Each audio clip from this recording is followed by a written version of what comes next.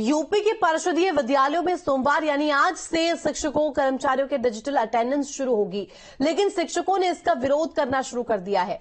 विभिन्न शिक्षक संगठनों ने बैठक कर इस पर नाराजगी जाहिर की है। साथ ही साथ आज से काली पट्टी बांधकर काम करने और 15 जुलाई को जिला मुख्यालय पर प्रदर्शन करने का फैसला लिया है। शिक्षकों ने डिजिटलाइजेशन को काले कानून की संज्ञा दी है।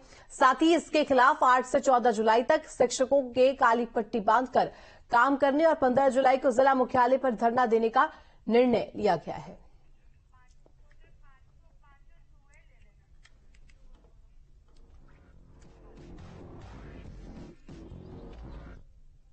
और इसी खबर पर अधिक जानकारी देने के लिए हमारे तमाम संवाददाता ग्राउंड जीरो से हमारे साथ जुड़ेंगे। आलोक पांडे लखनऊ से, अंबिकेश्वर पांडे गोंडा से, तरुण बढ़ाना ग्रेटर नोएडा से, धर्मराज त्रिपाठी सीतापुर से हमारे साथ कनेक्ट है और अजरेश कुमार हमारे साथ देवरिया से जुड़े हुए हैं। सबसे पहले मैं रुक करना चाहूंगी आलोक, आपका लखनऊ की बात करें तो देखिए जिस तरीके से अब जानकारी मिल रही है डिजिटलाइजेशन का प्रोसेस था, इसको लेकर के सरकार की तरफ से कदम, और यहां पर देखिए अब विरोध दरअसल शिक्षकों ने करना शुरू कर दिया है। काली पट्टी बांधना और विरोध को लेकर के चेतावनी दे रहा है, क्या दर्शा रहा है आलोक?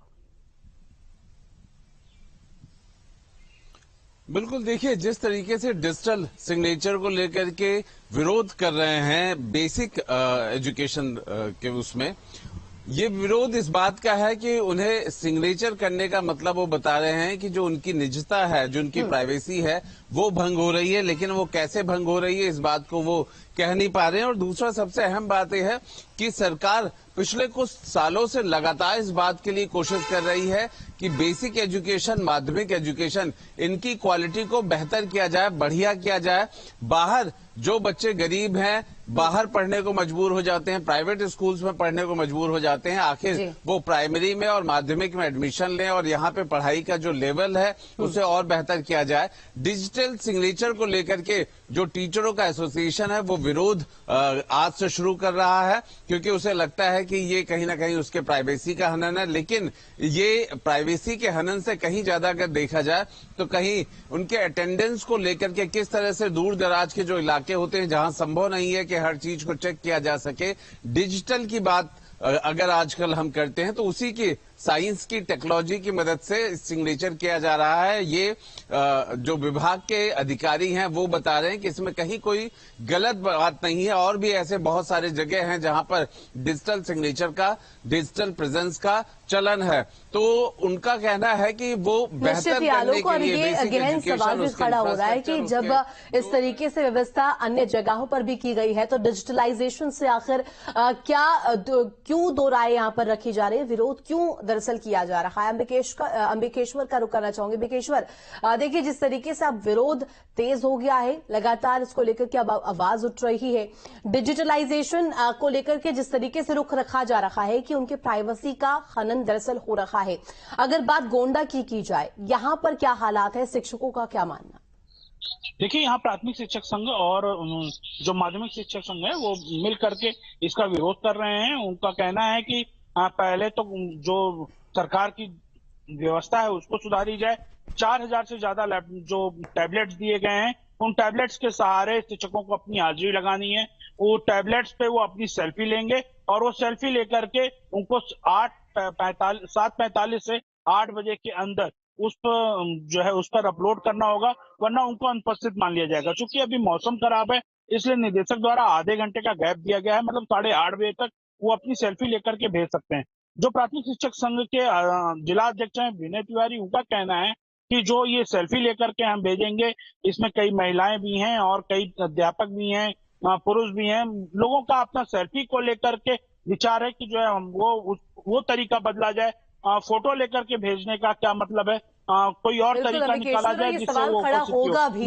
तरुण भी हमारे साथ ग्रेटर नोएडा से बने हुए। तरुण, देखिए जिस तरीके से अब विरोध की जो आवाज है वो तेज हो गई है, और अगर बात करें डिजिटलाइजेशन की, तमाम प्रयास सरकार द्वारा किए जाते हैं, प्रशासन द्वारा किए जाते हैं कि किस तरीके से और अधिक यहां पर इस व्यवस्था को सुदृढ़ किया जाए। लेकिन अब ये आवाज जब शिक्षकों की तरफ से खड़ी की जा रही है, मांग यहां पर शिक्षक कर रहे हैं कि इस तरीके की व्यवस्था ना रखी जाए और काले कानून की संज्ञा तक दे डाली गई है इसको। जी बिल्कुल, सरकार लगातार चाहती है कि सभी समान शिक्षक, सभी को शिक्षा मिले। लगातार अब हो क्या रहा है, लगातार जो स्कूली बच्चे हैं, जो गरीबी परिवार से बच्चे हैं, वो लगातार अच्छे स्कूलों में नहीं पढ़ पा रहे हैं, जिससे जो हाई फाई और अच्छे परिवार के लोग हैं वो निजी स्कूल में जा रहे हैं। बेहतर शिक्षा बनाने के लिए सरकार ने ये कदम उठाया है ताकि अच्छी शिक्षा दे सके और अच्छी क्वालिटी दी जा सके। उसी को लेकर डिजिटल अटेंडेंस जो है उसको लागू किया गया है ताकि समय से जो अध्यापक है स्कूल में पहुंच सके और बच्चों को अच्छी शिक्षा प्रदान कर सके, ताकि एक समानता शिक्षा सभी को मिल सके। हालांकि इसका आज से शुरू कर दिया है। पर बिल्कुल आएंगे आपके पास तरुण वापस। धर्मराज हमारे साथ सीतापुर से कनेक्ट है, उनसे भी सीतापुर का हाल जान लेते हैं। धर्मराज, कितने परिषदीय स्कूल यहाँ पर हैं और इसके हिसाब से अगर बात की जाए सीतापुर में शिक्षकों की मांग क्या है, किस तरीके से वहां पर आवाज उठ रही है, बताइएगा। जी, मैं आपको बिल्कुल बता दूं, मैं इस्माइलपुर जो कंपोजिट विद्यालय में खड़ा हूं। यहाँ पर शिक्षकों की बात करें, कई शिक्षकों से मैंने बात भी की। उनका डिजिटल जो है अटेंडेंस को लेकर जो कुछ शिक्षक तो उसका विरोध भी कर रहे हैं, लेकिन कुछ शिक्षक इनको स्वागत भी कर रहे हैं।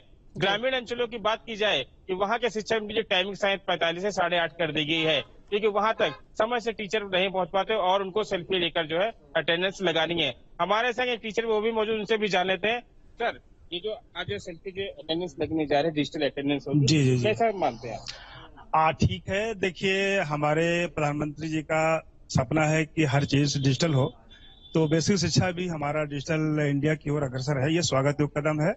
और जहां तक बात रही ऑनलाइन हाजिरी की, तो हमारी महानिदेशक मैम ने इसको आधे घंटे बढ़ा दिया है, क्योंकि मौसम को देखते हुए शिक्षकों की मांग थी। तो निश्चित रूप से बहुत ही स्वागत योग्य कदम है ये। और एक बिंदु है जिसकी ओर शायद किसी का ध्यान नहीं गया है, वो है दिव्यांग शिक्षक। दिव्यांग शिक्षकों के लिए थोड़ा सा हमारा मैम से निवेदन है कि उनके लिए भी थोड़ा सा विचार कर मतलब होना चाहिए कि ऐसे शिक्षक जो दिव्यांग हैं उनके लिए, और मौसम खराब है तो कभी कभी के साथ कैजुअलिटी हो सकती है, तो इसके लिए हम और थोड़ा मैम से निवेदन करना चाहेंगे, विनम्र करना चाहेंगे कि उनके लिए हाफ सीएल की व्यवस्था अगर हो जाए। मान लीजिए किसी एक्सीडेंट हो गया, कोई बीमार पड़ गया, तो वो हाफ सीएल की व्यवस्था अगर हो जाए तो इससे बढ़िया व्यवस्था कोई हो नहीं सकती। और हमारा बेसिक शिक्षा के कदम आगे बढ़ रहे हैं और हम सब भी बेसिक शिक्षा के तमाम आवाजें अब देखिए अलग अलग जगहों से आ रही हैं, कहीं विरोध हो रहा है, कहीं इसका स्वागत हो रहा है। अजरेश हमारे साथ देवरिया से कनेक्ट है। अजरेश, क्या कुछ हाल देवरिया का है? वहां पर शिक्षकों की तरफ से क्या मांग की जा रही है और आगे की रणनीति यहाँ पर शिक्षक क्या रख रहे हैं? क्योंकि जिस तरीके से बात सामने आ रही है कि 15 जुलाई को यहाँ पर जिला मुख्यालय का घेराव भी किया जाएगा, इसको लेकर के क्या कुछ अपडेट है?